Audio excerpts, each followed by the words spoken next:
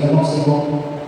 மிகுந்த கிருபை விரைவில் நிறைந்த பரிசுத்தமான கர்த்தாவே, ஆசீர்வதிக்கப்பட்ட மனவுற்சாக அந்த வேலையிலே ஆண்டவரே நாங்கள் கௌரவமாக காத்திருக்கிற கத்திருக்கிற நல்ல கிருபைகளுக்காக இறக்கங்களுக்காக நாங்கள் நன்றி சொல்கிறோம். கர்த்தாவே, ஆலயத்தினுடைய கிருபையில் புதிதாக இருக்கிற வாசிக்கப்படி ஆண்டவரே இந்த காலை நேரங்களிலும் ஆண்டவரே எங்களோடு கூட இருக்கிறதை வழிநடத்தி இந்த மாலை நேரத்திலே காண எங்களுக்கு அனுகிரகம் செய்திருக்கிறேன் என்பதற்காக நாங்கள் நன்றி சொல்கிறோம். இந்த மாலை ஆராதனை வேலையை உடைய தெய்வீக கரங்களுக்காக ஒப்புக்கொள்கிறோம். நாராதனை முழுவதுமாக எங்களுக்கு வழிநடத்தி தரவேண்டுமாக நம்முடைய காலப்படி நாங்கள் காத்திருக்கிறோம். உடைய நாமம் மட்டும் மகிழ்ப்பட உதவி செய்ய இதுவரை நடத்திய ஒவ்வொரு நாள் பகுதிகளிலும் இந்த தெய்வீக திருவிழை பிரசனம் எங்களோடு கூட இருந்து ஆசீர்வதித்து விளக்கத்தை காத்துக்கொள்ள வேண்டுமாய் மீட்பர் பெற்றவர்களாக இயேசு நாமத்தில் வேண்டுகிறோம். ஜீவனுக்கு நல்ல பரமபிதாவே, ஆமென். தொடர்ந்து வருகின்ற ஒவ்வொரு வெள்ளிக்கிழமைகளிலும் அதுக்கு முன்பதாக உபவாச பூஜையிலும் நாம் ஒவ்வொரு வெளிப்படுத்தல் இருக்கின்ற 7 சபைகளை குறித்த காரியங்களை நாம் திட்டமும் தெளிவுமாக ஆராய்ந்து வருகின்றோம். இந்த நாளிலே நாம் பார்க்கின்றது போன்ற ஞாயிற்றுக்கிழமை அன்றைக்கு நமக்கு சொல்லப்பட்ட அந்த அறிவிப்பின் அடிப்படையில் கடைசி சபையை குறித்த காரியத்தை நாம் இன்றைக்கு ஆய்ந்து வரப்போகின்றோம். வெளிப்படுத்தலில் இருக்கின்ற 3வது அதிகாரத்தை புரட்டி வைத்துக் கொள்ளுங்கள். வெளிப்படுத்தல் 3வது அதிகாரம் 14 முதல் 22 வரை உள்ள திருமறை வசனத்திலே இருக்கின்ற பகுதிகள் தான் இந்த 7வது சபையை குறித்த காரியமாக இருக்கிறது. அதற்கு முன்பதாக திருமறையிலே அந்த வெளிப்படுத்தலில் இருக்கின்ற அந்த 6 சபைகளை குறித்து பார்த்துவிட்டு இந்த 7வது சபையை நாம் ஒரு கண்ணோட்டத்தோடு நாம் பார்த்தோம் என்று சொன்னால் அது ஏற்படையானதாக இருக்கும் என்று சொல்லி நான் நம்புகிறேன், விசுவாசிக்கிறேன். முதல் சபை கிறிஸ்து பிறந்ததற்கு பின்பு 30வது காலத்திலிருந்து 110 வரை எபேசு என்கின்ற ஒரு சபை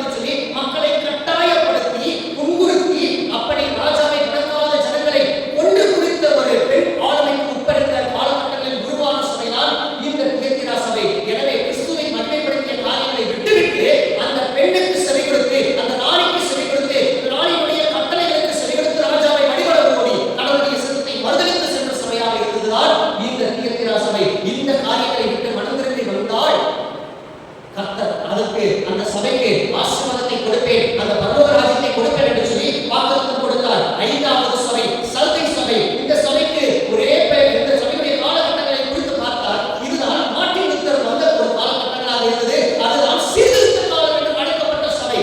ஆனால் இந்த சபைக்கு ஒரு அடைமொழி பெயர் கொடுக்க வேண்டும் என்று சொன்னால் இந்த சபை ஒரு செத்த சபை, செத்த கிரியைகளை கொண்டிருந்த ஒரு சபை. இந்த சபை ஒரு சீர்திருத்த காலத்தில் உருவானாலும் அந்த சீர்திருத்தம் என்பது அவர்களிடத்திலே கிரியைகளாக காணப்படாது. வெறும் பெயரளவில் நாங்கள் மாற்றம் பெற்றுள்ளோம் என்ற ஒரு வாய்மான தோற்றத்தை கொண்டிருந்த சபையாக இருந்தபடினால் இந்த சபை காலகட்டங்கள் ஒரு செத்த சபையின் காலகட்டங்களாக இருந்தது. அதுதான் ஐந்தாவது சபையாகிய சர்தை சபை.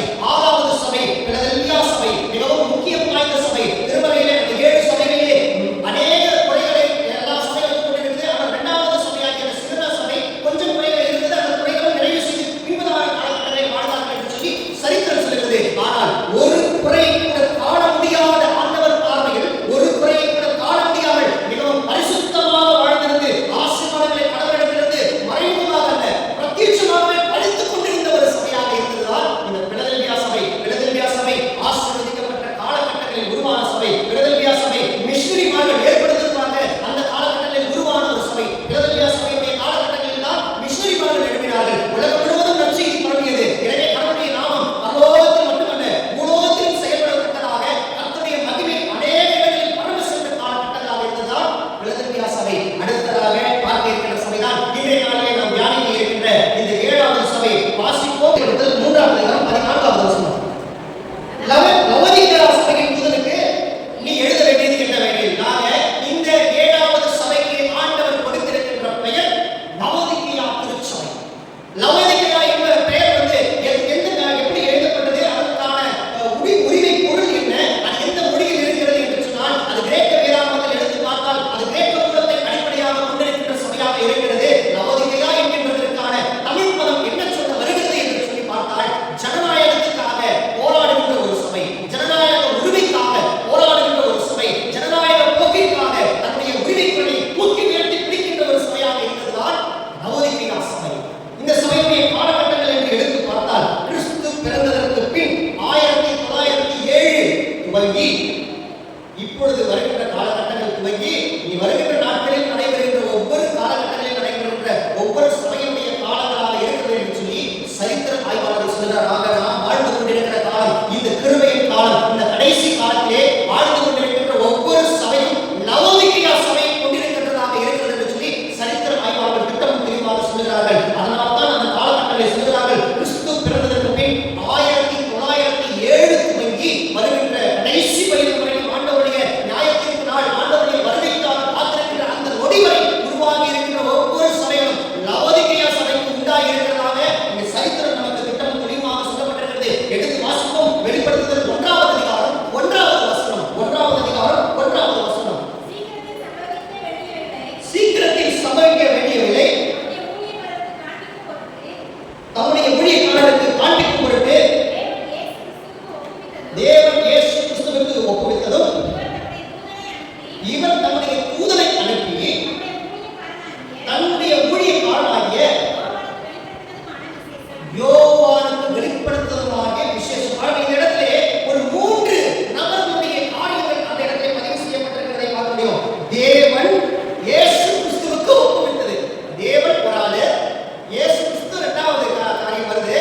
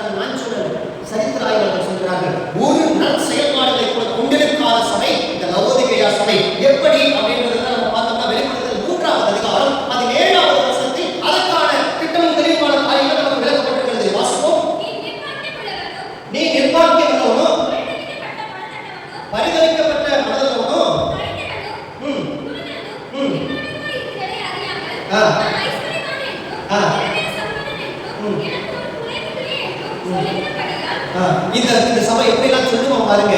இந்த சபை லவோதிக்கேயா சபை இந்த கடைசி காலகட்டங்களில் இருக்கின்ற சபை. இப்பொழுது நாம் வாழ்ந்து கொண்டிருக்கின்ற இந்த காலகட்டங்களில் இருக்கின்ற ஒவ்வொரு சபைகளும் எப்படி இருக்குமா?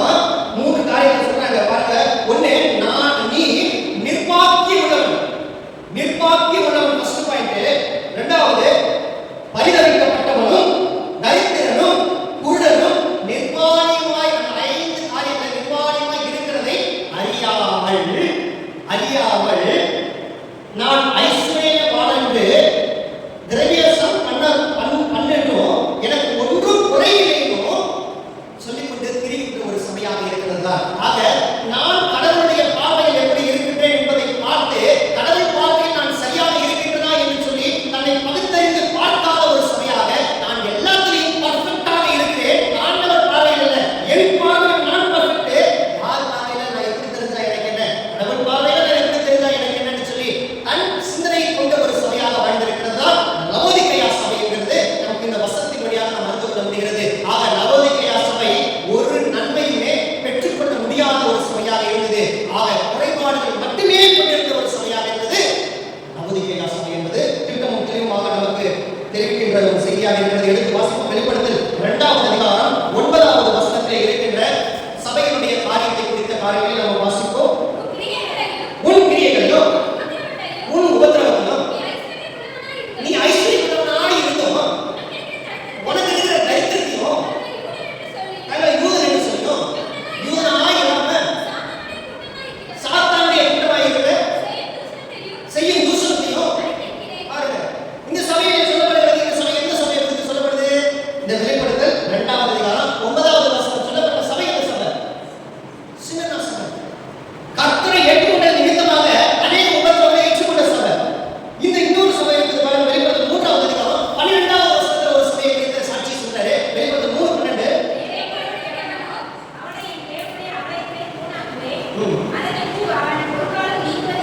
இந்த சபை சொல்றது பாருங்க, ஜெயம் கொள்ளுகிறவர்களாக வாழ்ந்திருக்கிற சபை. அந்த சபைக்கு எல்லா ஆசீர்வாதங்களையும் கொடுக்கிறாரு. அதற்கான காரியங்கள் தான் இந்த வெளிப்படுத்தல் 3ஆம் அதிகாரம் 12வது வசனம் சொல்லப்படுது. இந்த சபை எந்த சபை? பிலதெல்பியா சபை.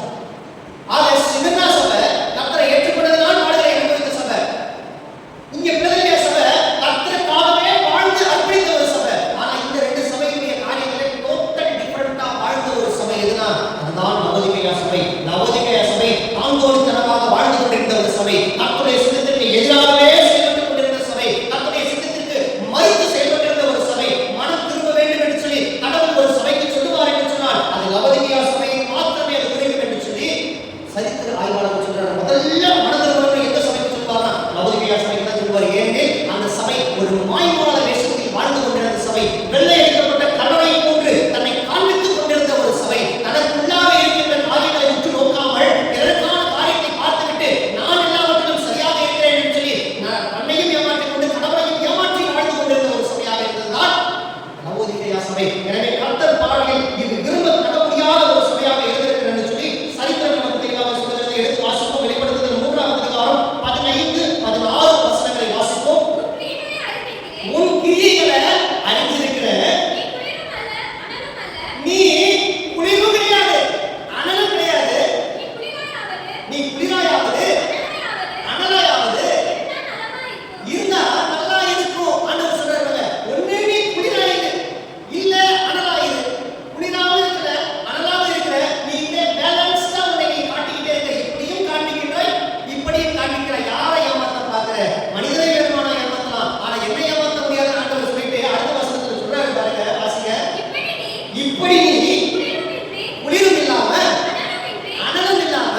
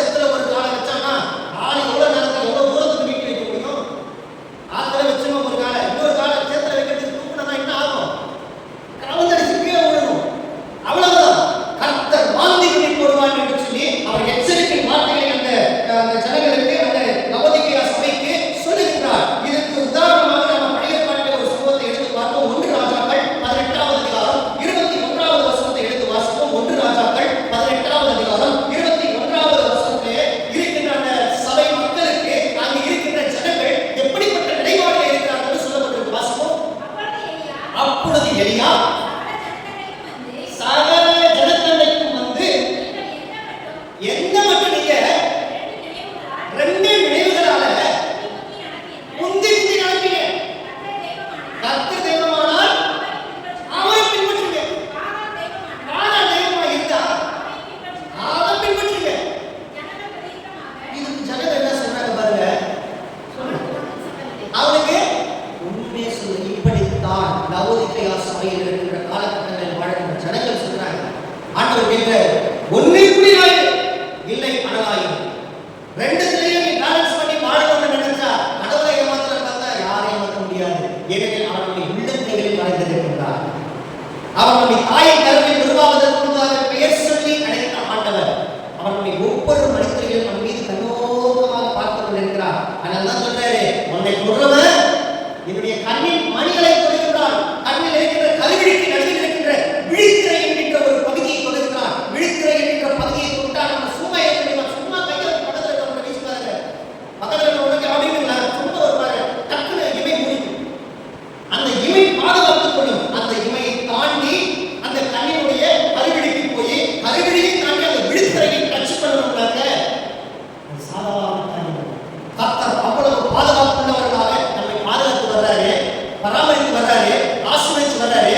அவர்கிட்ட நம்ம ஏமாத்திட்டு ஒரு காரியத்தை செய்யலாம்னு பார்த்தா இரண்டு மட்டும் எது மட்டும் ரெண்டு நினைவுகளாக குந்தி குந்தி நடக்க முடியும். ஒரு கர்த்தரை பின்பற்ற வேண்டும் அல்லது பாவாலை பின்பற்ற வேண்டும். உலகத்தை பின்பற்றினால் கர்த்தரை விட்டுறணும், கர்த்தரை பின்பற்றினால் உலகத்தை விட்டுறணும். ரெண்டு மனுஷனுக்கே ஒரு எஜமான் புரிஞ்சவே முடியாது.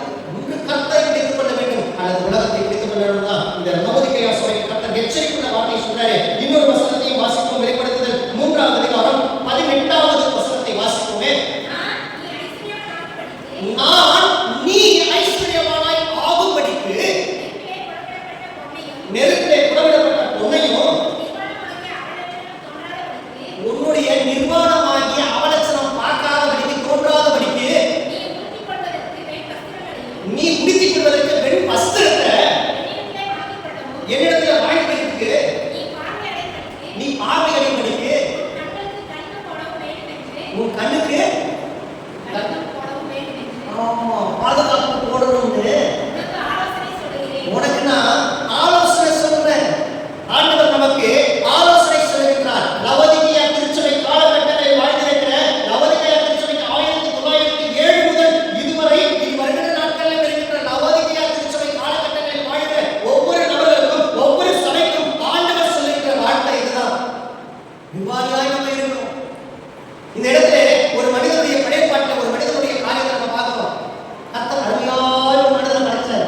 எடுத்துக்கோங்க, ஆதியாகமம் 3ஆம் அதிகாரம் 10ஆம் வசனத்தை அருமையாய் ஒரு மனிதனை படைச்சாரு. நம்முடைய சாயலில் படைச்சாரு. அவர் எப்படிதான் அழகா இருக்கிறாரோ அப்படிலாம் பார்த்து பார்த்து அவர் படைச்சாரு. படைச்சு இது எல்லாத்தையும் ஆண்டுகள் இது எல்லாத்தையும் சுதந்திரிச்சு கொண்டு வர்றாரு. அப்படியே நல்ல சந்தோஷமா ஜாலியா சுத்திக்கிட்டு இருந்தான் அந்த மனுஷன்.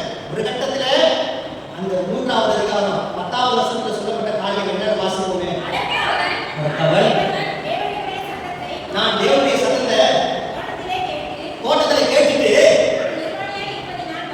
நான் நிர்வாணியா இருக்கிறதை அறிந்து பயந்து ஓடி போய் ஒளிஞ்சுக்கிட்டாரு.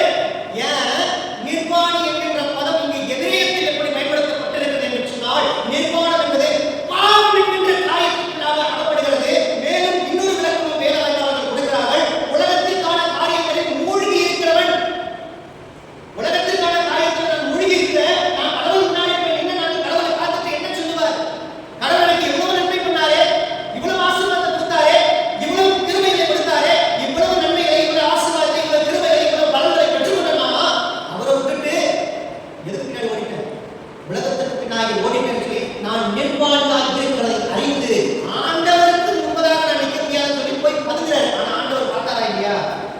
அவருடைய கண்கள் பூலோகம் எங்கும் நோக்கி கொண்டிருக்கிறது. வசனத்தில் நான் சொல்றேன், பூலோகம் எங்கேயும் மூளை முடுக்குகளிலும் பரவுது.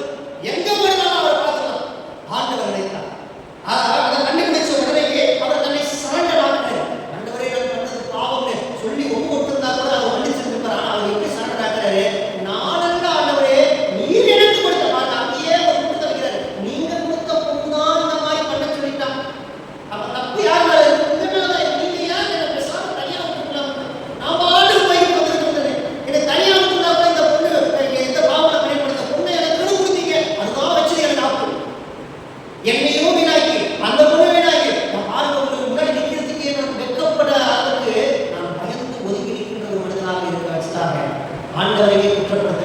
அதன் விளைவு மனிதனுக்கு ஏற்படுகிறது பாவம், மனிதனுக்கு ஏற்படுகிறது சாபம், மனிதனுக்கு ஏற்படுகிறது பிரச்சனை. இது ஒரு பக்கம் அப்படியே பயணப்பட்டு போகட்டும். ஆக இந்த இடத்துல உன்னத பாட்டிலே ஒரு காரியம் சொல்லப்படுகிறது. உன்னத பாட்டு 5ஆம் அதிகாரம் 3ஆம் வசனம். உன்னத பாட்டு 5:3 இதுல நல்ல சபை என்ன வார்த்தைகளை சொல்லும், கெட்ட சபை என்ன வார்த்தைகளை சொல்லாது என்பதை இந்த இடத்துல சொல்லப்பட்டிருக்கிறது. என் வஸ்திரத்தை கைக்கு கொடுத்து நான் எப்படி அதை திரும்ப போடுவேன் ஆண்டவரே? என் பாதத்தை நான் கழுவுறேன். எப்படி ஆண்டவரே நான் அழுக்காக்குவேன்? உங்களுடைய ரத்தத்தினால நான் ஒவ்வொரு நாட்களையும் ஒவ்வொரு நொடிகளிலும் கழுவிக்கொண்டே இருக்கிறேன். நான் பரிசுத்தமாகிக்கொண்டே இருக்கிறேன். பரிசுத்தமாகிக்கொண்டே இருக்கும்போது எப்படி ஆண்டவரே நான் தரைப்பட்டவனாக உங்களுக்கு முன்பதாக இருக்கிறேன்? இந்த வார்த்தைகள் நல்ல சபை சொல்லும். நல்ல சபையில் இருக்கின்ற விசுவாசிகள் சொல்லுவாங்க, லவோதிக்கேயா சபையினுடைய காரியங்களுக்கு எதிராக இருக்கின்ற காரியங்களை செய்கின்ற சபை இந்த காரியங்களை சொல்ல முடியும். இந்த காரியங்களை சொல்ற சபை தான் பிலதெல்பியா சபையை போல இருக்கின்ற ஒரு சபை. பிலதெல்பியா சபையில் இருக்கிற விசுவாசத்தை கொண்டிருக்கின்ற சபை. இந்த சபையை போல காரியங்கள் தான், இந்த விசுவாச வார்த்தையை கொண்டிருக்கின்ற காரியங்கள் தான் சபைகிட்ட கடவுள் எதிர்பார்க்கிறார். ஒவ்வொரு நாட்களிலும் நம்முடைய சரீரத்தின் அவயங்களை கழுவி ஆண்டவருடைய ரத்தத்தினால் பரிசுத்தமாக்கிட்டே இருக்கணும். பரிசுத்தமாக்கிட்டே இருக்கணும். ஏன்னா அந்த வசனம் தான் சொல்லுது, இயேசுவின் ரத்தம் சகல பாவங்களை நீக்கி நம்மை பரிசுத்தப்படுத்தும். எதனாலும் முடியாது. இந்த சட்டையினால துவைக்கிறவங்க ஒருவேளை சட்டை ஏதாவது துணி போட்டு துவைக்கலாம், அது லிக்விட் போட்டு துவைக்கலாம், அது சோப்பு போட்டு துவைக்கலாம். ஆக இதை தவிர வேற எதனால துவைக்க முடியாது. வெறுமனே துவைச்சா அழுக்கு போகாது, துவைக்காமலே விட்டுனாங்க அழுக்கு போகாது. ஆக ஒவ்வொரு நாட்களிலும் என்னுடைய சரீரத்தை எப்படி நான் சுத்திகரிக்க வேண்டும் என்பதை அந்த ஆண்டவர் கற்பிக்கின்ற ஒரு செயல்பாடாக இருக்கிறது. ஆக இந்த கடைசி காலத்தில் காணப்படுகின்ற சபைக்கும் முந்தைய காலகட்டத்தில் உண்டான சபைக்கும் ஆதியில் இருக்கின்ற மனிதனுக்கு கொடுக்கப்பட்ட வஸ்திரத்தை போன்ற ஒரு வஸ்திரத்தை ஆண்டவர் கொடுத்தாரே. அந்த விண்வஸ்திரம் கொடுக்கப்பட்டிருக்கிறது. அந்த விண்வஸ்திரத்தை உடுத்துவியாமல், உடுத்திக் கொள்ளாமல் நான் நிர்வாணியாகவே இருப்பேன் அல்லது நிர்வாணியாகவே வாழ்ற சபைதான் லவோதிக்கேயா சபை. அப்படிப்பட்ட சபைதான் கடவுளுடைய ஆசீர்வாதத்தை இழந்து போன ஒரு சபை. கடவுளுடைய சித்தத்திற்கு எதிராக செயல்படுகின்ற ஒரு சபை. கடவுளுடைய திட்டத்திற்கு நோக்கத்திற்கு மாறாக ஓடிக்கொண்டிருக்கின்ற சபை. இந்த சபையை பார்த்து கர்த்தர் சொல்றாரு, ஒண்ணு உலகத்தை பற்றிக்கோ, உலகத்தை அதிபதியாக சத்துருவினுடைய பாதையை நோக்கி ஓடிடு. இல்லையா என்னை தேடி வா, நான் உன்னை ஆதரிக்க ஆவலுள்ளவனாக. என் மகனே, என் மகளே, என்னோடு நீ பேச மாட்டாயா, என்னோடு உறவாட மாட்டாயா, என்னோடு வந்துட மாட்டாயான்னு சொல்லி அவர் வாசற்படியிட்டு ஒவ்வொரு நாட்களிலும் ஒவ்வொரு நொடிகளிலும் ஒவ்வொரு மனிதர்களிலும் கதவை தட்டிக்கொண்டே இருக்கிறான். ஒருவன் அவருடைய சத்தத்தை கேட்டு கதவை திறந்தால் கர்த்தர் அவனுடைய இதயத்திலும் அவனுடைய வாழ்க்கையிலும் அவனுடைய இல்லாத காரியங்களிலும் உட்பிரவேசிக்க ஆயத்தமுள்ளவராக இருக்கிறார். இது திருமறை வசனம் சொல்லுகிறது, நான் சொல்லல. வாசற்படியிட்டு ஒவ்வொரு நாட்களிலும் ஒவ்வொரு நொடியிலும் கதவை தட்டிக்கொண்டே இருக்கிறார். லவோதிக்கேயா சபையினுடைய காலகட்டங்களில் வாழ்கின்ற இந்த சபையிலும் நம்முடைய வாழ்க்கையிலும் கதவை தட்டிக்கொண்டே இருக்கின்றார். அவர் உள்ளே பிரவேசித்து நம்மை ஆசீர்வதிக்க, அவருடைய கிரியைகளை நம்மை அனலாக்க அவர் பாவமுள்ளவராக காத்திருக்கிறார். நாம் எந்த காரியங்களை நாம் பின்பற்றுறோம்? கர்த்தரை பின்பற்றுகிறோமா அல்லது பாகாலை பின்பற்றுகிறோமா? புலிதாய் இருக்க போறோமா, அனலாய் இருக்க போறோமா? நம்முடைய கடவுளை எப்படி அன்றைக்கு ஆதாம் கையில் எப்படி கொடுக்கப்பட்டுச்சோ அதே போல நம்முடைய கையிலே கொடுத்திருக்கிறார். 1 கொரிந்தியர் 11ஆம் அதிகாரம் 31வது வசனத்திலே அந்த கடைசி கால சபை எப்படியெல்லாம் இருக்க வேண்டும், இருக்கக்கூடாது என்பதை திட்டமும் தெளிவாக சொல்கிறது. 1 கொரிந்தியர் 11ஆம் அதிகாரம் 31வது வசனம். நம்ம நாமே நிதானிச்சு அறிந்தால் நியாயத்திற்கப்படும். நம்ம நாமே நிதானிச்சு நான் யாரு, நான் எப்படி வாழ்கின்றேன், நான் எப்படி செயல்படுகின்றேன், என் கிரியைகள் என்ன, என் செயல்பாடுகள் என்ன, என்னுடைய காரியங்கள் என்ன, எப்படி நான் இருக்கிறத முதல்ல பார்த்து என்னை நான் சீர்பொருத்தி பார்த்து நான் வாழ முயற்சிக்க வேண்டும் என்று சொல்லி ஆண்டவர் எச்சரிக்கை வார்த்தையை கொடுக்கின்றார். ஒவ்வொரு சபைக்கும் இக்காலகட்டங்களில் இருக்கிற கடைசி கால சபைகள் ஒவ்வொன்றுக்கும் கர்த்தர் சொல்றார். அதனால்தான் ஒரு விளக்கு பிரகாசமாக எரியும்னாக்க, அகல் விளக்கு எரியும்னாக்க, அகல் விளக்கு தேவையான காரியங்கள் நான் 3 சொல்லுவேன். ஒன்று எண்ணெய், முக்கியமானது விளக்கு. எண்ணெய் ஊற்றினாதான் எரியும். இன்னொன்று திரின்றது, அந்த எண்ணெயை பயன்படுத்தி எரிவதற்கு பயன்படுத்தப்படுகின்ற காரியம். இன்னொன்று அந்த விளக்கை பற்ற வச்சாதான் அது பிரகாசமாக எரியும். இது 3ஐயும் நாம் சேர்த்து பார்த்தோம்னா எண்ணெய், திரி, தீ. வேகமா சொல்லி பார்ப்போம் இந்த வார்த்தையை. எண்ணெய், திரி, தீ. எண்ணெய் திருத்தி, என்னை நான் திருத்திக் கொள்ளும் பொழுது பிரகாசமுள்ளவனாக ஆண்டவருடைய பாதத்திலே நான் வாழ்வேன். என்னுடைய பிரகாசம் என்ன மட்டுமே பிரகாசிக்காது, உலகத்திற்கு ஒளியாக, உலகத்துக்கு ஒப்பாக நான் அநேகருக்கு பிரகாசிக்கிறவனாக வாழ்வேன். யோவான் ஸ்நானனை குறித்து ஆண்டவர் சாட்சியம் தான். அவன் அங்கே இருக்கிறான், ஆனா ஒருபோதும்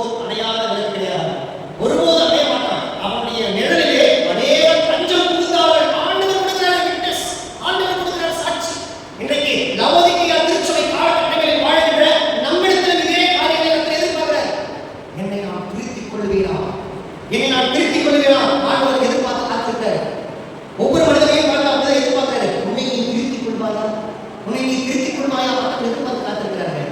ஆண்டவர் எதிர்பார்த்து காத்திருக்கிறார். தொடர்ந்து வெளிப்படுற வசனங்களை வெளிப்படுத்தல் 3ஆம் அதிகாரம் 18வது வசனத்தை வாசிக்கவே வேகமாக போவோம்.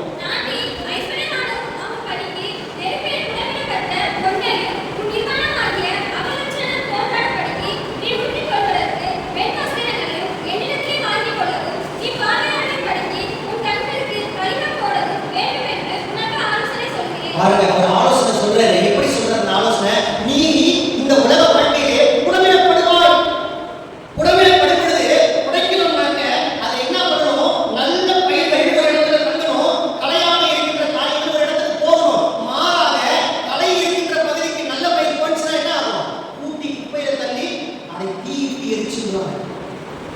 இன்றைக்கு நல்ல பயிராக நல்ல நிலத்தில் விளைவிக்கின்ற ஒரு பயனுள்ள ஒரு பாத்திரமாக நாம் விளக்கணும் சொல்லி கடவுள் நம்மை எதிர்பார்க்கிறார். அப்படிப்பட்ட காரியங்களை செய்யணும்னா மனதாக இருக்க வேண்டும் என்று சொல்லி கடவுள் நம்மை எதிர்பார்க்கிறார். வேற எதையும் கடவுள் எதிர்பார்க்கல. தொடர்ந்து வருகின்ற வசனங்களை வேகமாக வாசிப்போம். கொலோசியர் 3ஆம் அதிகாரம் 1வது வசனத்திலே நாம் எதை நாடி செல்ல வேண்டும், எதை நோக்கமாக கொண்டு நாம் செயல்பட வேண்டும் என்று சொல்லி கடவுள் எதிர்பார்க்கின்ற காரியங்களாக இருக்கிறது. கொலோசியர் 3ஆம் அதிகாரம் 1வது வசனத்தில் சொல்லி இருக்கிற வார்த்தையை வாசிப்போமே. நீங்கள் கிறிஸ்துவோடு கூட எழுந்திருச்சது உண்டானா? கிறிஸ்து தேவனுடைய வலதுபார்சத்தில் வீற்றிருக்கிற இடத்துல மேலானவைகளை நாடுங்கள், கீழானவைகளை அல்ல. கீழானவைகள் நரகத்திற்குரிய காரியங்களாக இருக்கிறது. மேலானவைகள் அது பரலோகத்திற்குரிய காரியமாக இருக்கிறது. அல்லேலூயா. பரலோகத்திற்கான காரியங்களாக நாம் செல்லணும். அதை நோக்கி பாதையை பண்ணணும். அதைத்தான் சொல்றாரு பவுல். பரம அழைப்பின் பந்தய பொருட்காய் நான் லக்கை நோக்கி பயணிக்கிறேன். அந்த லக்கு பரலோகத்துக்கு நேரான இலக்கு. நாம் அந்த இலக்கை நோக்கி ஒரு குதிரைக்கு கடிவாளத்தை கட்டுறாங்கனாக்க குதிரைக்கு கடிவாளம் கட்டலைன்னா அப்படியே சுற்றி பார்க்கும். காலம் போக முடியாது. அப்படியே ரவுண்ட் அடிக்கும் கண்ணு. அப்படியே ரவுண்ட் அடிச்சுன்னா போக வேண்டிய இலக்கிற்கு நேராக செல்லாது. அதனால தான் கடிவாளத்தை கட்டிட்டு அது போகின்ற இலக்கை நோக்கி மாத்திரமே வீரன் அதை செலுத்துவோம். செலுத்தும் பொழுது வீரனுடைய கட்டுப்பாட்டுக்கு கட்டுப்பட்டு அதனுடைய இலக்கை நோக்கி அது ஓடும். வேகமாய் ஓடும். அந்த இலக்கை நோக்கி ஓடும். நம்முடைய இலக்கு பரலோக ராஜ்யத்துக்கு போகணுன்ற இலக்கு தான். அந்த இலக்கை நோக்கி இலக்கை ஓடும் பொழுது உலகத்தால் கைப்படாமல் மாசில்லாத சுத்த சபையாக நம்முடைய சபையும் நம்முடைய சபையில் இருக்கிற விசுவாசமும் காணப்பட வேண்டும் என்று சொல்லி கடவுள் நம்மிடத்தில் எதிர்பார்க்கின்ற காரியங்களாக இருக்கிறது. இதற்கு உதாரணமாக வீட்டில் போய் நீங்க வாசிங்க. மத்தேயு 6ஆம் அதிகாரம் 19லிருந்து 21 வரை உள்ள வசனத்தில் இருக்கிற வசனம். மத்தேயு 6ஆம் அதிகாரம் 19லிருந்து 21 வரை வீட்டில் போய் வாசி பாருங்க. அங்கே பரலோகத்திலே நாம் எதை சேர்க்க வேண்டும், பரலோகத்திலே நாம் எதையெல்லாம் வைக்க வேண்டும், பரலோகத்திற்கான ஆசீர்வாதங்கள் என்னதாக இருக்கிறது, அந்த ஆசீர்வாதத்தை பெற்றுக்கொள்ள நாம் எப்படி ஓடணும்? ஆண்டவர் சொல்றாரு. எப்படி ஓடணும், எப்படி நடக்கணும், எப்படி நாம் அதை ரீச் பண்ணணும், அந்த இலக்கை நோக்கி பாதையிலே நாம் எப்படி செயல்பட வேண்டும் என்று சொல்லி அதற்கான விளக்கங்களை ஆண்டவர் மத்தேயு 6ஆம் அதிகாரம் 19லிருந்து 21 வரை கொடுத்திருக்கிறாரு. ஒரே ஒரு வசனத்தை வேகமாக வாசிப்போம். சங்கீதம் 12ஆம் அதிகாரம் 6வது வசனத்திலே கடவுளுடைய வார்த்தையை குறித்த திட்டமான விளக்கம் சொல்லப்பட்டிருக்கிறது. சங்கீதம் 12:6.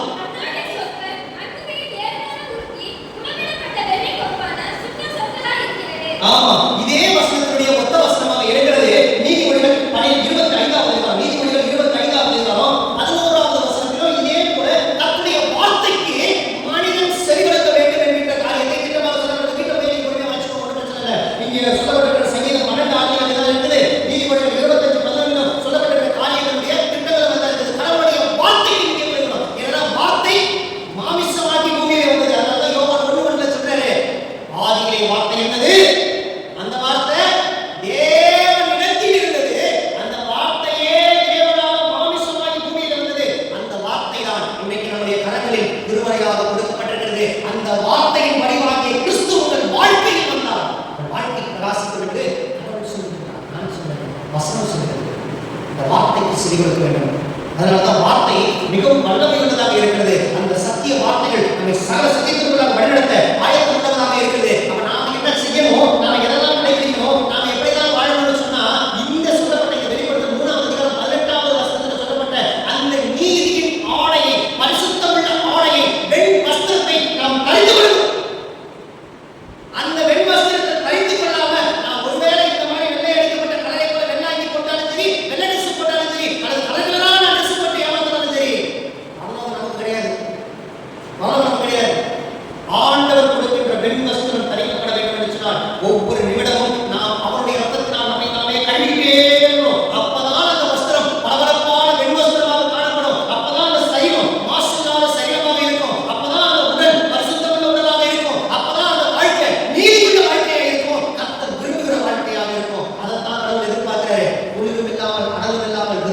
இருந்தால் கர்த்தர் வாழ்ந்து விடுவார்.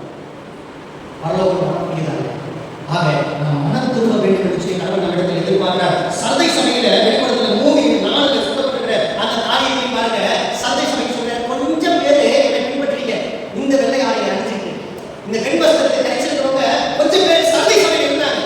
ஆனா நிறைய பேர் சந்தை சபையில் இல்லை. இன்னைக்கு சந்தை சபையை போல சபைகளும் நம்முடைய வாழ்க்கை காலகட்டங்களில் நம்ம வாழ்க்கை காலகட்டங்களில் இருக்குது. சந்தை சபையை கூட நம்ம இருக்கக்கூடாது, இடதுகா சபையை கூட நம்ம இருக்கணும்னு சொல்லி கடவுள் இருப்பதாக 6வது சபையில் சொல்லி இருக்கிற காரியத்தை அறிவிக்கிறது. ஒருவேளை இன்னைக்கு லவோதிக்கேயா சபையை போல நிலவில்லாமல் நலவில்லாமல் நான் விதவிதமாக இருந்து கொண்டு நான் எல்லாவற்றிலும் நீதிமானாக இருக்கிறேன் என்று சொல்லி அந்த வசனத்தில் சொல்லப்பட்டது போல, அந்த வெளிப்படுத்தலில் சொல்லப்பட்ட அந்த வார்த்தைகளை சொல்லப்பட்டது போல, நான் ஒருவேளை என்னை நானே நான் சீர்படுத்தி பார்க்காமல் 17வது வசனத்தில் சொல்லப்பட்டது போல நான் வாழ்ந்திருந்தேன் என்று சொன்னால் பரலோகம் நமக்கு எட்டாக்கணிதான்.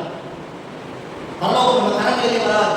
இதைத்தான் கர்த்தர் நமக்கு திட்டமும் தெளிவாக சொல்கிறார். இதே ஒரு மனிதனுடைய வாழ்க்கை வரலாற்றின் வழியாக நம்ம அறிய முடியும்னா, நம்ம வழக்கமா பார்க்கறதே நம்ம ஏற்கனவே நம்மளுக்கு அந்த மனிதனை குறித்து அநேக காரியங்கள் சொல்லியிருக்கிறேன். நம்ம இயேசுவை பிடிக்க போகின்ற அந்த சம்பவத்திலிருந்து இயேசுவை சிலுவை நினைச்சு கொண்டு வரணும், இயேசுவை வீழ்த்துறது வரணும். அந்த மனிதனுடைய காரியம் இதுவரை நாம் ஆணையான்ற இடத்துல உட்கார்ந்து கொண்டாங்க. அதுக்கு எல்லாத்துக்கும் அச்சாரமாக இருந்த மனிதன் தான் அவர்தான் கேவலம் என்று சொல்லப்பட்ட பேதுடைய வாழ்க்கை நமக்கு தெளிவா சொல்லுங்க.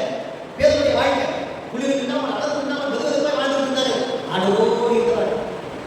ஏன்னா ஒரு வார்த்தையில சொல்றாரு, ஆண்டவரே நீ மெய்யாவே தேவனுடைய குமாரன் என்பதை நான் அறிந்திருக்கிறேன் என்றவுடனே, இது நீ சொன்னதப்பா, பிதாவின் ஆவியானவர் உனக்கு சொல்லி வெளிப்படுத்தியிருக்கார். சொல்லி அடுத்த 2 செகண்டுக்குள்ள நம்ம சொல்றாரு, ஆண்டவரே நீங்க அப்படி மறைக்கப்படாத ஆண்டவரே, நான் இருக்கிற வரைக்கும் நான் விட்டுற மாட்டேன் ஆண்டவரே சொன்ன உடனே இருக்கிறார் பிசாசு.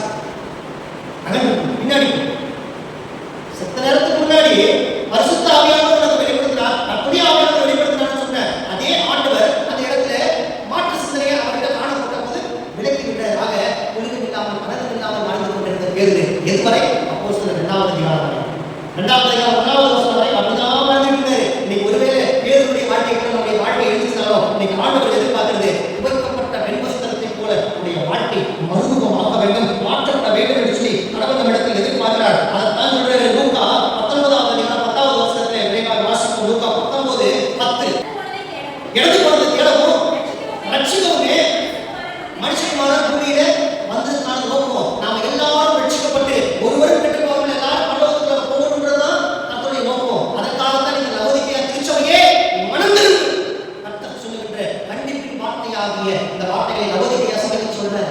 லவோதிக்கேயா சபைக்கு சொல்றேன். இந்த காலகட்டங்களில் வாழ்கின்ற நம்ம சபைக்கும் சேர்த்து ஆண்டவர் சொல்லுகிற திட்டமாக இருக்கிறது. எனவே நான் எல்லாவற்றிலும் பரிசுத்தவான் நீதிமான் என்று அந்த 17வது வசனத்தில் லவோதிக்கேயா சபை சொல்வது போல சொல்லாதபடி ஐ அம் பர்ஃபெக்ட் அப்படின்னு இருக்காதபடி இருந்தோம்னாக்க உடனே ஆண்டவர் சொல்லுவாரு ஐ அம் பர்ஃபெக்ட் சொல்றியா, உடனே அதில் இருக்கிற அப்பாஸ்தலை மட்டும் ஐ அம் பர்ஃபெக்ட் அப்படிங்கிற அப்பாஸ்தலை தூக்கிட்டு என்ன ஆயிடும், இம்பர்ஃபெக்ட். ஐ அம் பர்ஃபெக்ட் அப்படின்னு சொல்லிட்டு இருப்போம். ஆனா ஆண்டவர் அப்பாஸ்தலை தூக்கி விட்டாக்கா இம்பர்ஃபெக்ட் ஆயிடும். ஆக தகுதி உள்ளவன், நான் நீதிமான், நான் பரிசுத்தவான் என்று சொல்லி நீ தகுதி உள்ளவனா இல்லை என்பதை ஆண்டவர் வெளிப்படுத்தி காண்பித்து நீ தகுதி உள்ளவனாய் மாறு என்பதை ஆண்டவர் புடமிடுவதற்கும் ஆயத்தம் உள்ளவராக இருக்கிறார் என்று சொல்லி லவோதிக்கேயா திருச்சபைக்கு ஒரு எச்சரிக்கையின் வார்த்தைகளை விதைக்கின்றார். அதைத்தான் சொல்றாரு. 14வது அதிகாரம் 22வது வசனத்திலே கடவுள் தன்னுடைய வார்த்தைகளின்படியாக அதை எழுத்துப்பூர்வமாக நிரூபித்து காண்பிக்கின்ற செயல்பாடுகளாக இருக்கிறது. 14வது அதிகாரம் 22வது வசனம், என் மகிமையிலும்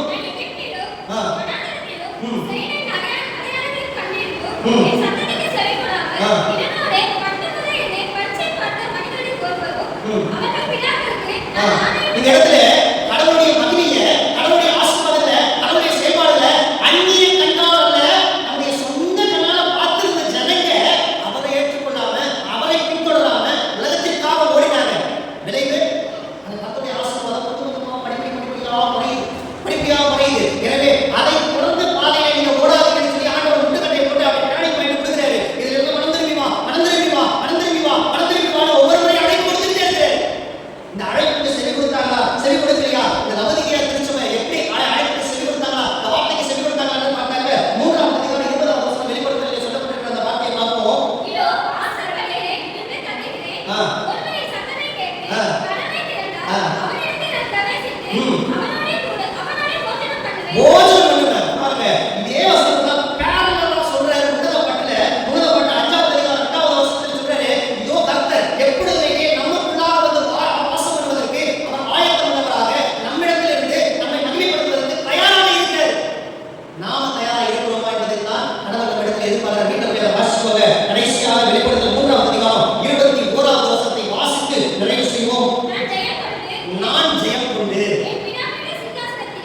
பிதாவுடைய சிங்காசனத்திலே அவரோட கூட உட்கார்ந்தது போல ஜெயம் கொள்றவன் எவனோ அவனோ பாருங்க எவ்வளவு ஒரு மகிமையை பெறுகிறார். அவனோ என்னுடைய சிங்காசனத்தில் என் கூட என் பக்கத்துல என் மடியில அவன் இருப்பான். ஆசீர்வாதத்தை பாருங்க. கர்த்தர் கொடுக்கிற ஆசீர்வாதம் அவதிக்கிறத ஒருவரை கட்டுப்படக்கூடாது, யாரும் அவங்க விடப்படக்கூடாதுன்னு சொல்லி அவர் விரும்பி மற்ற சபை ஜனங்களுக்கு அவர் ஆசீர்வாதத்தை கொடுத்ததை காட்டில் அவதிக்க சொல்லிக்கு எவ்வளவு அனுபவிச்சிருக்கிறாங்க. அதுதான் சொல்றாரு பாவி அப்படின்னு சொல்லி யாரையும் புறந்தள்ளாத ஆண்டவர் நம்முடைய ஆண்டவர். அதனால நம்ம பாட்டு பாடுறோம், பாவி என்றுன்னை அவர் அல்லவே மாட்டார், அவளாக உன்னை அழைக்கிறாரே தயங்கினாரே பாவி ஓடிவா. அந்த இயேசுவின் சொந்தம் அழைப்பை ஒவ்வொரு மனிதனையும் நம்ம அழைத்துக் கொண்டே இருக்கிறார். அந்த அழைப்புக்கு செவிவருகின்றோமா? நவதியா சபையை போல கடந்த நாம் குளிர்வின்றி மனதில் எதிர்ப்பு நடந்து நம்ம நாம செவிவருக்கு பார்ப்போம். யாரையும் நம்ம குற்றப்படுத்தலாம், எந்த சபையும் நம்ம குற்றப்படுத்தலாம், எந்த நபரையும் குற்றப்படுத்தலாம், எந்த ஒரு காரியத்தை நம்ம மற்றவர்களை குறித்து நம்ம தீர்க்காதபடி என்னை நான் திருத்திக் கொண்டு வாழ்வதற்கு இந்த நவதிய இயக்கத்தை போல நான் இருக்கிறேனா அல்லது ஆண்டவருக்கு பிரியமான பிரதிநிதியா சபையை போல நான் இருக்கிறேனா, என்னை நானே சீர்படுத்தி பார்த்து ஆண்டவரே ஒருவேளை நான் நவதிய சபையை போல நான் இருந்தேனா என்னை விட்டுறாதுக்காகவே என்னை விட்டுறாதுக்காகவே ஈஸியா சொன்ன உங்களுடைய வார்த்தை அந்த 1 யோவான் 1ஆம் அதிகாரம் 7ஆம் வசனத்தில் நீ கொடுத்திருக்கிற அந்த ஆசீர்வாதம் எனக்கு கொடுத்திருக்காதே, அதுக்காக நான் காத்திருக்கிறேன்னு சொல்லுவோமா? 1 யோவான் 1:7 அவர் ஒளியில் இருக்கிறது போல நான் ஒளியில் நடந்தா ஒருவரோடு ஒருவர் ஐக்கியப்பட்டிருப்போம். அவருடைய குமாரனாகிய இயேசு கிறிஸ்துவின் ரத்தம் சகல பாவத்தை நீக்கி நம்மை பரிசுத்தப்படுத்த வல்லமையாக இருக்குதுங்க. நாம் ஒருவரோடு ஒருவர் ஐக்கியம் கொண்டவர்களாக அந்த அன்பில் பிணைக்கப்பட்டவர்களாக சகோதர ஸ்நேகம் கொண்டிருந்த அந்த பிலதெல்பியா சபையை போல நாம் ஆண்டவரோடு எப்பொழுதும் உறவில் பிணைக்கப்பட்டவர்களாக நாம் இருந்தோம்னா அந்த ரிலேஷன்ஷிப்ல நம்ம எப்பொழுதுமே பெர்ஃபெக்ட்டா இருந்தோம்னாக்க நமக்கான காரியம் பரலோக ராஜ்யம் அது எங்கேயோ இல்லை, நம்முடைய கரங்களிலேயே எப்பொழுதும் கொடுக்கப்பட்டிருக்கிறது. அந்த பரலோக ராஜ்யத்தை சொந்தமாக ஏற்றுக்கொள்வதும் ஏற்றுக்கொள்ளாததும் நம்ம கையில தான் இருக்கு. எப்படி அந்த ஜீவ கனி அந்த கனியை நன்மை தீமை அறிந்த கனியை ருசிப்பதும் ருசிக்காததும் அவங்க தான் இருக்கு. ஆதாரம் கொடுத்தாரோ அதே போல நமக்கு ஆண்டவர் இந்த வாக்கியத்தை கொடுத்திருக்கிறார். நாம் எதை பின்பற்றுகிறோம்? கர்த்தர் தெய்வமானார் அவரை பின்பற்றுங்கள், பாகால் தெய்வமானார் அவரை பின்பற்றுங்கள். 2 மனிதர் ஒரு எஜமான் கூடிய சொல்வதை எது மட்டும் நீங்கள் குந்தி குந்தி கட்டீர்கள். வார்த்தை கர்த்தர் நமக்கு எச்சரிக்கை வார்த்தையாக சொல்கிறார். நம்முடைய சபைக்கு எச்சரிக்கை வார்த்தையாக சொல்கிறார். நம்முடைய சபையில் இருக்கிற ஒவ்வொரு நபர்களுக்கும் விசுவாசிகளுக்கும் கர்த்தர் எச்சரிக்கை வார்த்தையாக சொல்கிறார். இந்த வார்த்தையை கேட்கிற நாம் வெறும் வசனத்தை கேட்கிறவர்களாக மாத்திரமல்ல, அதன்படி செயல்படுவதாக இருக்க நாளை ஒப்புக்கொடுப்போம். அப்படி இருந்த இடத்துல அப்படியே கண்களை காட்டணும், கண்களை மூடுவோம். இருந்த இடத்துல ஒரு சில இடத்துல நாம் கண்ணுடைய முகத்தை நோக்கி பார்க்கணும். கர்த்தர் நம்முடைய முகத்தை நோக்கி பார்த்து அவருடைய ஆசீர்வதிக்க வல்லவராக இருக்கிறாரே, அவருடைய உறவாடி அவர் நம்மோடு இருந்து பெரிய காரியத்தை செய்ய ஆவலுள்ளவராக இருக்கிறாரே. அந்த வார்த்தை கிடக்கிறது ஆண்டவரே இதோ உடைய பாதத்தை படுத்த ஆண்டவரே, இதோ உடைய பாதத்திலே நாங்கள் எங்களை விரும்பியாக்குற ஆண்டவரே, எங்களை அர்ப்பணிக்கிற ஆண்டவரே, உடைய பாதத்தை காத்திருக்கின்ற யாராக இருந்தாலும் ஆண்டவரே உங்களை தேடுகின்ற யாராக இருந்தாலும் நான் அவர்களை ஆசீர்வதிக்கிறேன் சொன்னீங்களே, அந்த ஆசீர்வதிக்கப்பட்ட கரம் இந்த நேரத்தில் எங்கள் மத்தியில் கடந்து வந்து எங்களை ஆசீர்வதிக்க உடைய பாதத்தை எங்களை ஒப்பு கொடுக்கிறோம்னு சொல்லி ஆண்டவர் பாதத்தை ஒப்பு கொடுக்குமா, ஆண்டவர் பாதத்தை ஒப்பு கொடுக்குமா. ஆண்டவர் ஆவரணமாக காத்திருக்கிறார். ஆண்டவர் ஆவரணமாக நம்மை மகிமைப்பட கர்த்தர் வெளிப்பட இருக்கிறாரே. அந்த சித்தத்துக்கு ஒப்பு கொடுங்க, அந்த திட்டத்திற்கு ஒப்பு கொடுங்க, அந்த தீர்மானத்துக்கு ஒப்பு கொடுங்க. கர்த்தருடைய சித்தம் மண்டலத்தில் எப்படி செய்யப்படுதோ அதே போல இந்த உலகத்தில் செய்யப்பட ஆண்டவரே எங்களை தாழ்த்தணும், எங்களை வெறுமையாக்கணும், எங்களை ஒப்பு கொடுக்கிறோம்னு சொல்லி ஆண்டவர் பாதத்தை ஒப்பு கொடுப்போமா? ஆண்டவரே இந்த சித்தத்தை மாத்திரம் நாங்கள் செய்து வருகிற நாட்களிலே ஒருவேளை அவதிக்கு திருச்சபையை போல நாங்கள் நடத்துகிற ஆண்டவரே புரிதல் இல்லாமல் மனதம் இல்லாமல் நாங்கள் ஒரு வேலை எதிர்ப்பாக இருந்திருக்கோம்னாங்க ஆண்டவரே ஒருபோது எங்களை பாதிப்பை போன்றாதுப்பா, எங்களை ஒருபோது பாதிப்பை போன்றாதுப்பா, கரத்தில் எங்களை போடுகிறோம், கரத்தில் எங்களை அர்ப்பணிக்கிறோம். ஒருவரும் கெட்டெடுத்துக்குவாங்க எல்லாரும் தேய்ச்சி நடைபெற சொல்கிறேன். எங்களை பரிசுத்தப்படுத்தி உடைய பாதத்திலே ஏற்றுக்கொடுக்கப்பா, எங்களையும் உடைய பிள்ளையாக ஏற்றுக்கொண்டு உடைய பரிசுத்த நீதியின் வஸ்திரத்தை உறுதி கொண்டவர்களாக ஆண்டவரே நெருங்கினாங்க நடந்துவிட்டாங்க விருதுமாக இருக்காங்க அந்த பிரதிநிதியா சபையை போல உடைய பாதத்திலே நாங்கள் நீதிமான்களாக காணப்பட எங்களை பயன்படுத்த ஒப்பு கொடுக்கிறார்களே, ஒப்பு கொடுக்கிறார்களே, அர்ப்பணிக்கிறார்களே. உடைய நாமம் பயன்படுத்த உதவி செய்யுங்க. இதுவரை நடத்தியிருக்கிற எங்களுக்கு ஒவ்வொரு நாட்களிலும் ஒவ்வொரு நிலையிலும் ஒவ்வொரு இடத்திலும் எங்களுடைய நம்பிக்கையாக திருச்சபையுடைய சிந்தனைகளை மாற்றி எங்களை பரிசுத்த பாதையில் நடத்தி எங்களை ஆசீர்வாதங்களை வழிநடத்த போகிற பரலோகராஜ்யத்தை தரப்போகிற நல்ல தருணமாக என்று சொல்கிறோம். நாம பயன்படுத்த உதவி செய்ய நன்மையாகவும் ஒருவருக்கு சொல்கிறோம். ரட்சகரை இயேசு நாமத்தை ஜீவன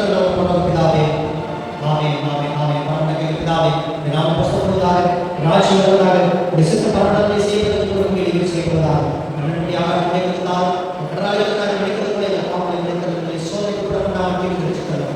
ராஜ்யம் கடலை வகையை நினைக்க முடியவில்லை.